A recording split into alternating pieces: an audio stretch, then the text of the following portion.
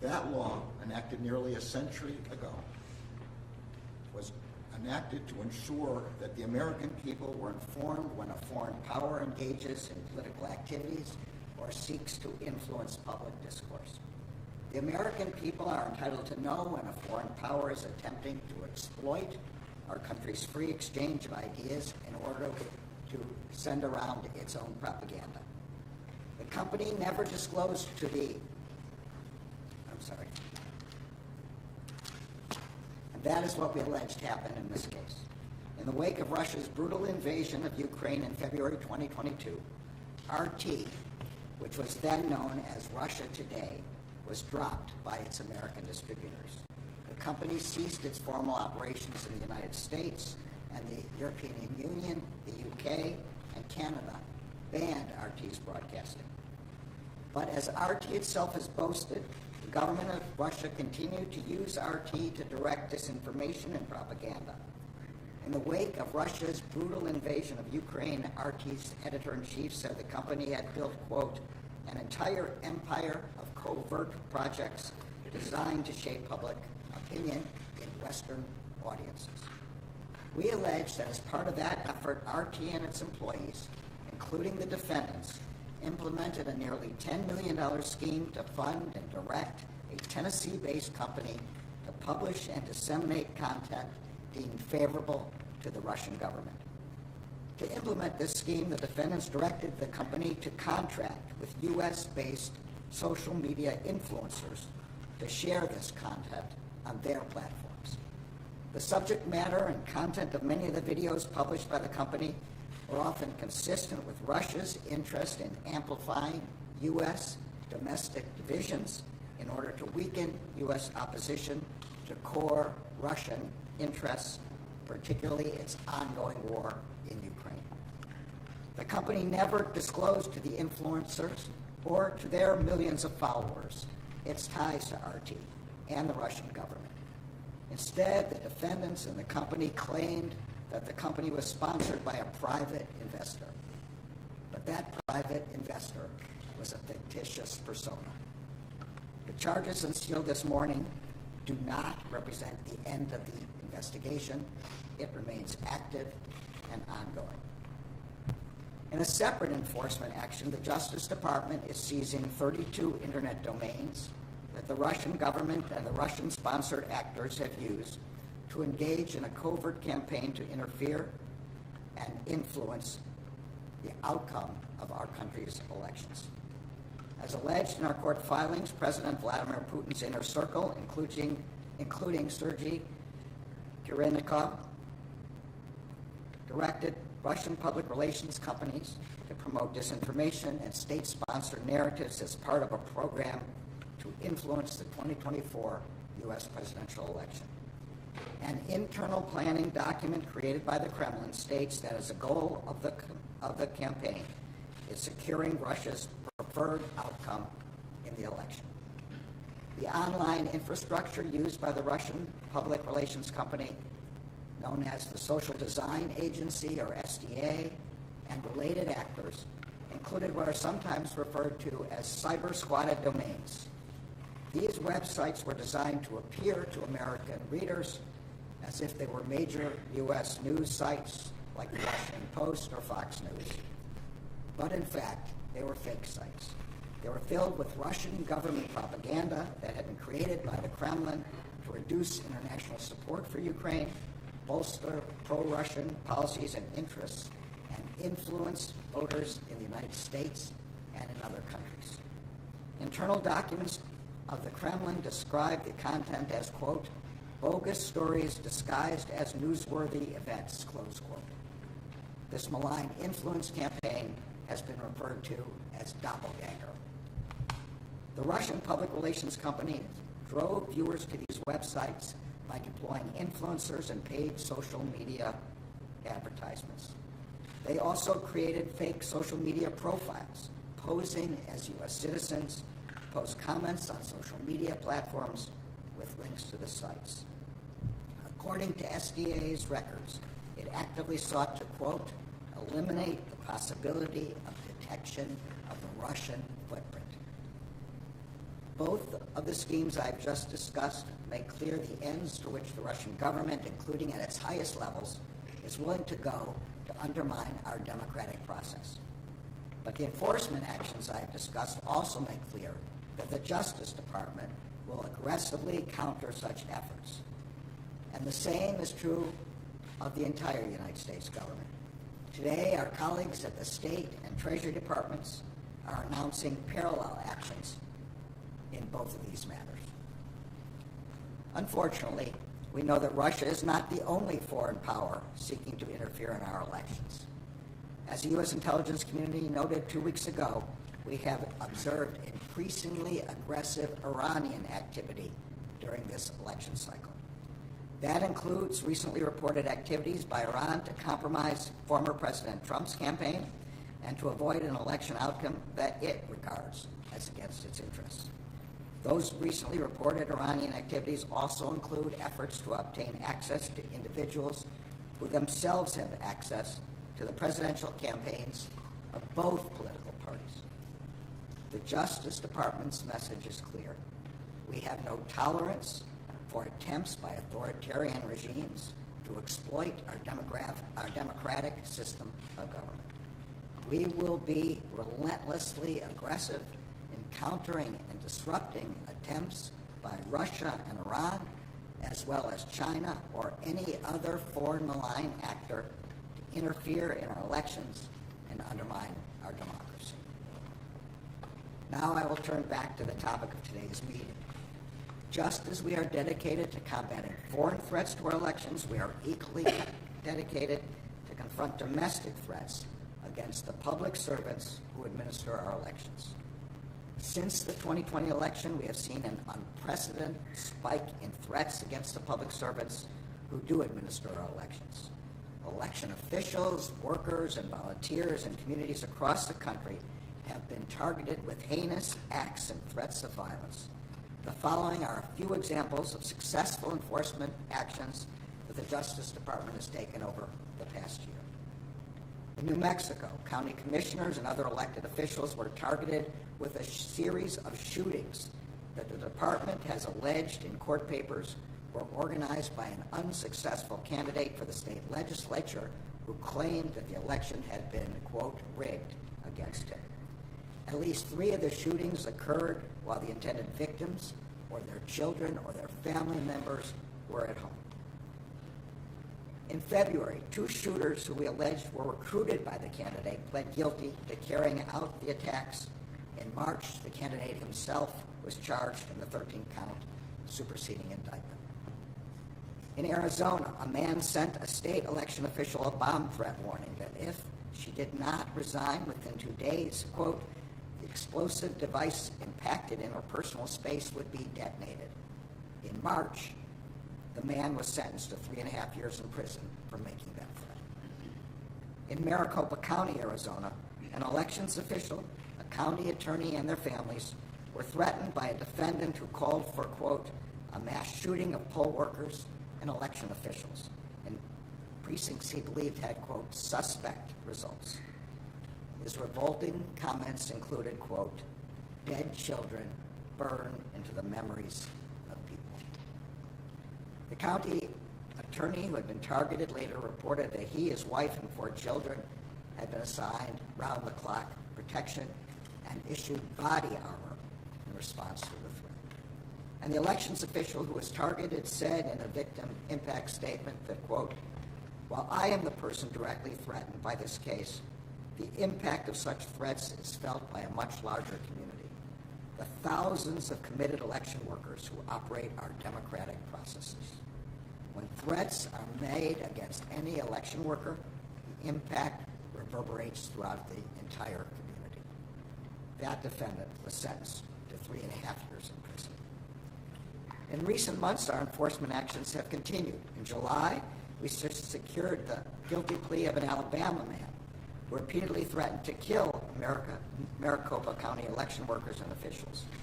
In one particularly chilling message, he said, quote, you better not come in my church, my business, or send your kids to my school. You are stupid if you think you are safe. His sentencing is scheduled for next month.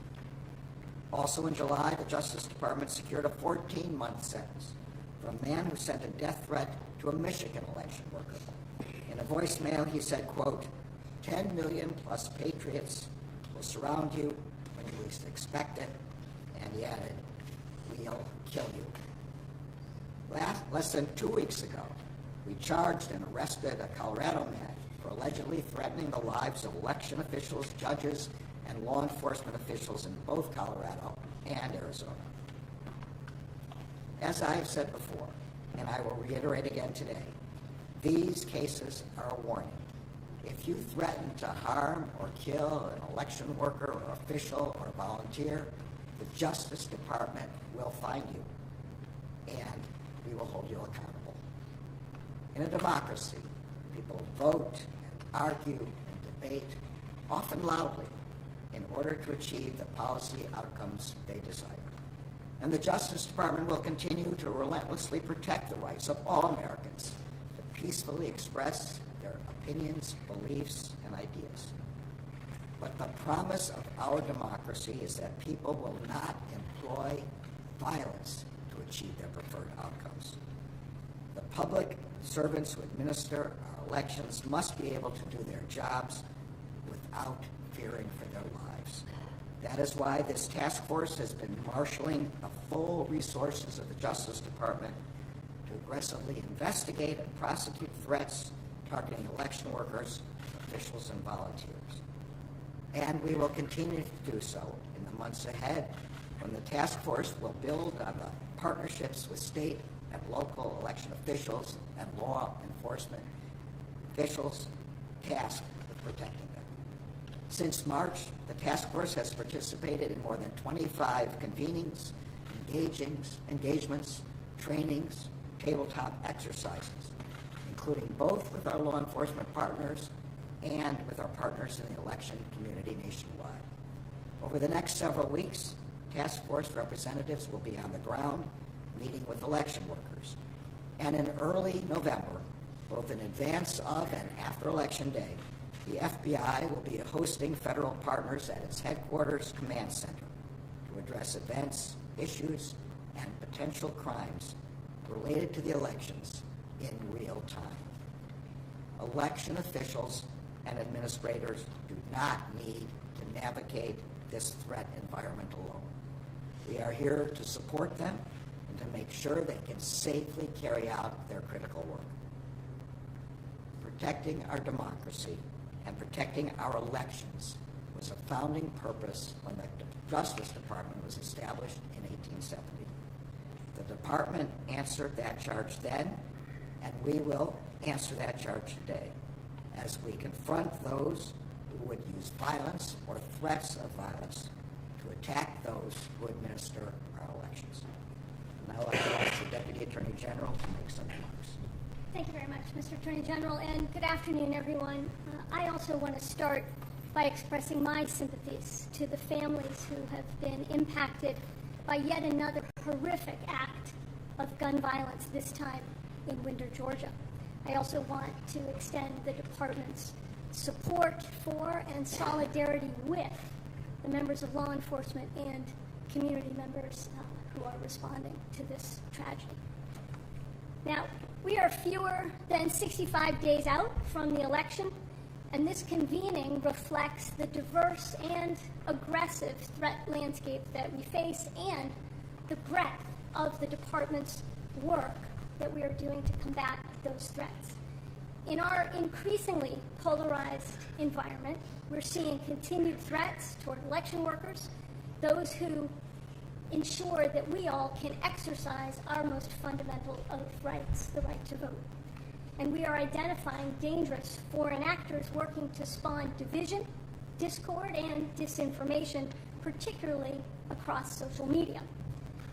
Threats of violence to public officials, including election workers, represent a clear and present danger to our democratic process. That's why we established the Election Threats Task Force to investigate and prosecute the growing number of threats directed at the public servants who make our elections possible. Dedicated career prosecutors and FBI agents carry out this work across the country every single day, working hand in glove with state and local law enforcement. In recent months, as was just detailed, the task force has continued to prosecute threats toward public servants, and we will continue working tirelessly with our law enforcement partners to ensure threat actors answer for their actions. Because a threat to any election official, worker, or volunteer is at bottom a threat to our democracy. The Election Threats Task Force convened today fits into a larger effort by the department to safeguard our elections. A critical element of that work includes combating foreign malign influence activity as illustrated by the actions we've announced today. Our foreign adversaries' primary goal is to undermine confidence in our democratic institutions and values, including working covertly to influence and manipulate our elections. Today's actions, as laid out by the Attorney General, reaffirm that Russia remains a predominant foreign threat to our elections. And as the intelligence community has publicly reported, and as I have previously warned, Iran also is accelerating its efforts to influence our elections, including the presidential election. Today's actions reaffirm the department's ongoing commitment to detect, investigate, expose, and hold accountable all those who perpetrate foreign malign influence schemes. In our work combating and exposing actors affiliated with Russia, Iran, or any foreign actor seeking to influence our election will continue day in and day out without fear or favor. I'm grateful to the members of law enforcement, the prosecutors, and all the public officials working around the clock to protect our election process and to bring to justice those who seek to undermine our democracy. With that, I'll pass it to Director Wray. Thank you to the Attorney General and the Deputy Attorney General for bringing the task force together again for this meeting. Before I dive into things, as you heard, FBI agents are on scene in Winder coordinating with and supporting local law enforcement. Our hearts go out to the victims, the community, and all those affected by this awful, awful act. Here with the task force, I know this group is busy year-round working with our partners, especially our brothers and sisters in local and state law enforcement, who are often the first line of defense in protecting election workers from violence and threats of violence. And as we get closer and closer to Election Day, we're going to continue to step up our collective efforts to protect those charged with ensuring our elections run smoothly. As I've said before, election workers, many of whom are volunteers and all of whom are public servants, are the lifeblood of our elections. And we're committed to ensuring that threats directed at election workers receive the swift and thorough response they deserve. Of course, our commitment to protecting elections and Americans' right to vote extends to an even broader array of threats the FBI, as both a law enforcement and intelligence agency, will continue to work 24/7 to uncover and disrupt. That means aggressively combating attempts by foreign adversaries to undermine confidence in U.S. elections, sow discord, and damage our democratic institutions. The actions announced today focus on Russia, but Russia is by no means the only adversary we've seen try to meddle in our society and democratic processes. Just last month, for instance, the FBI, working with the broader intelligence community and CISA, called out Iran for targeting and attempting to compromise former President Trump's campaign. And we continue to keep a close eye on China's efforts to denigrate down-ballot candidates it sees as a threat, and on their broader efforts to sow discord.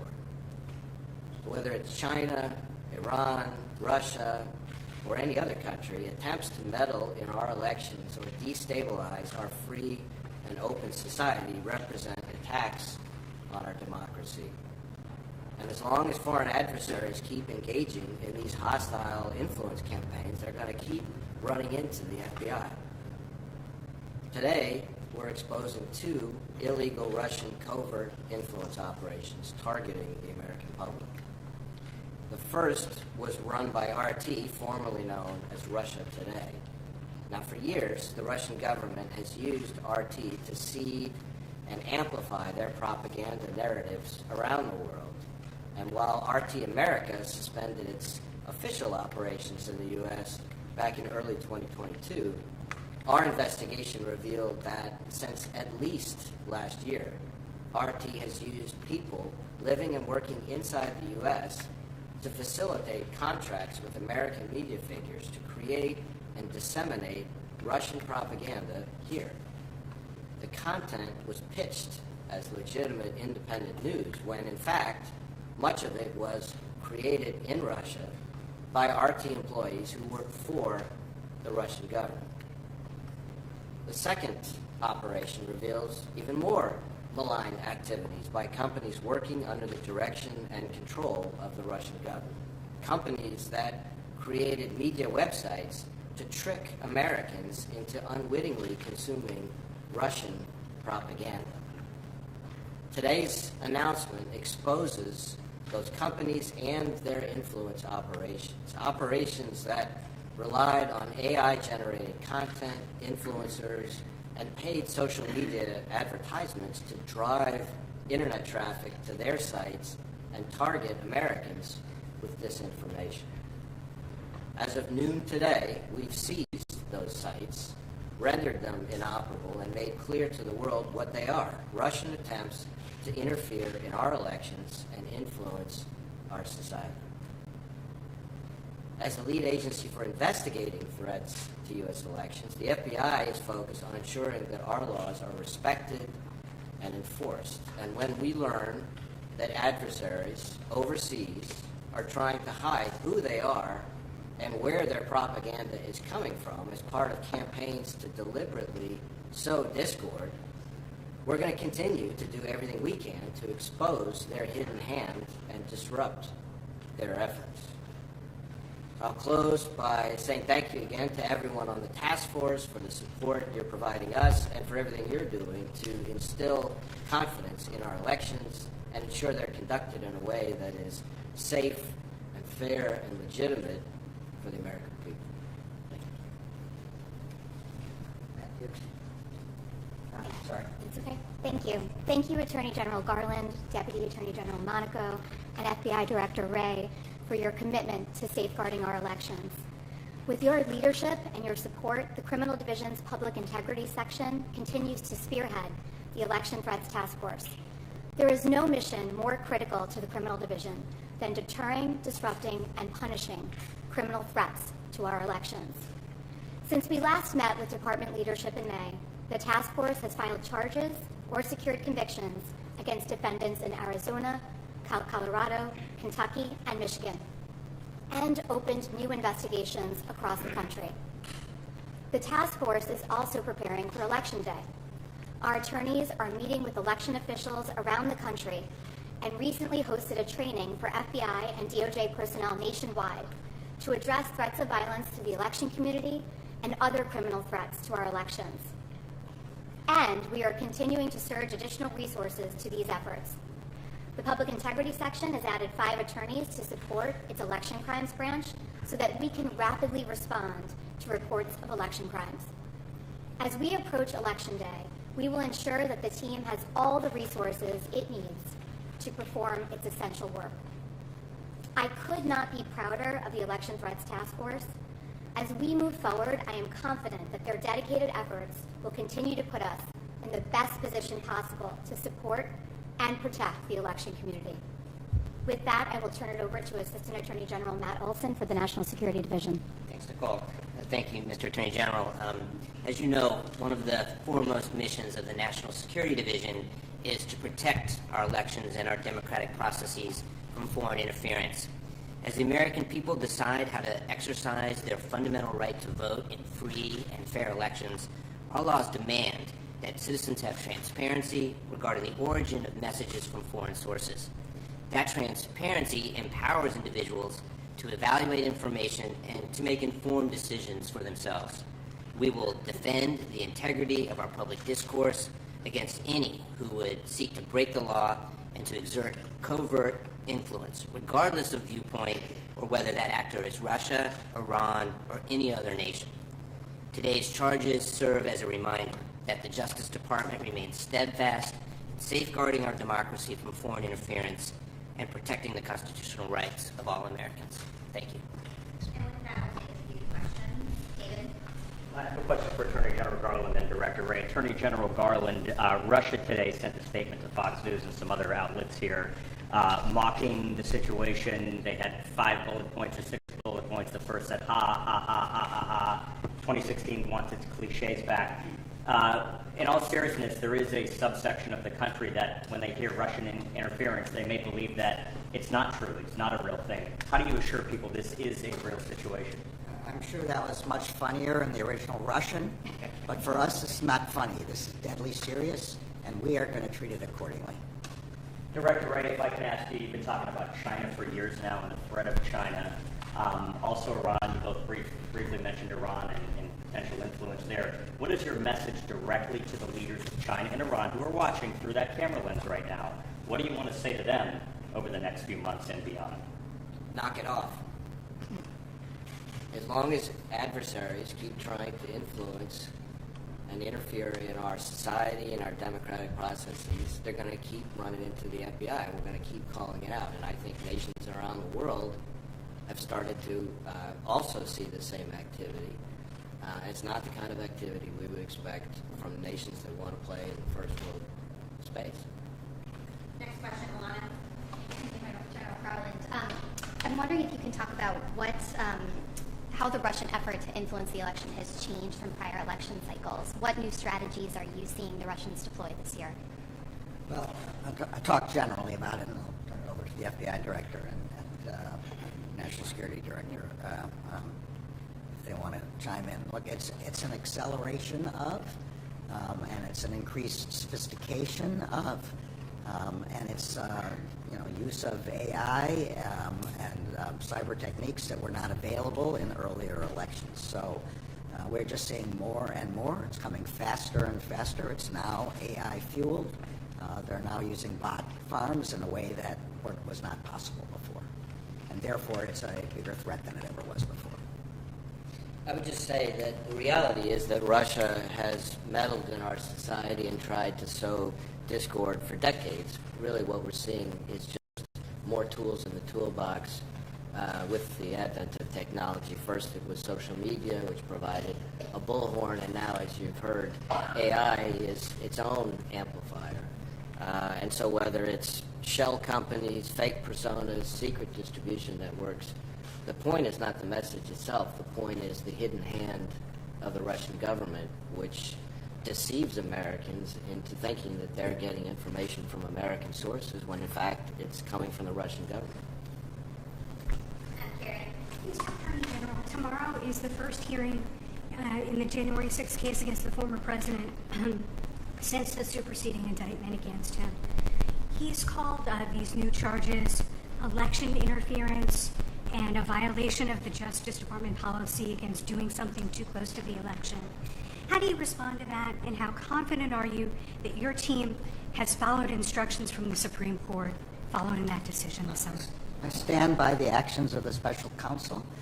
The superseding indictment is an effort to respond to the direct instructions of the Supreme Court as to how to effectuate a new indictment in an ongoing case.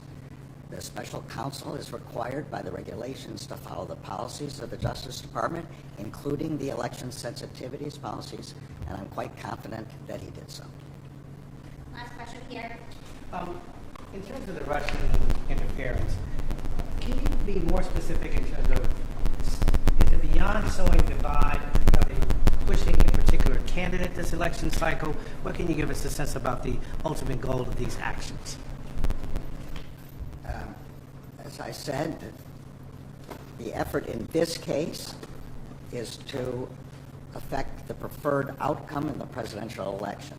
The documents that we are unsealing today, including the internal Kremlin documents, I point you to those to see exactly what's involved. More generally, the Director of National Intelligence has testified that Russia's preferences have not changed from the preceding election. Thank you, everyone.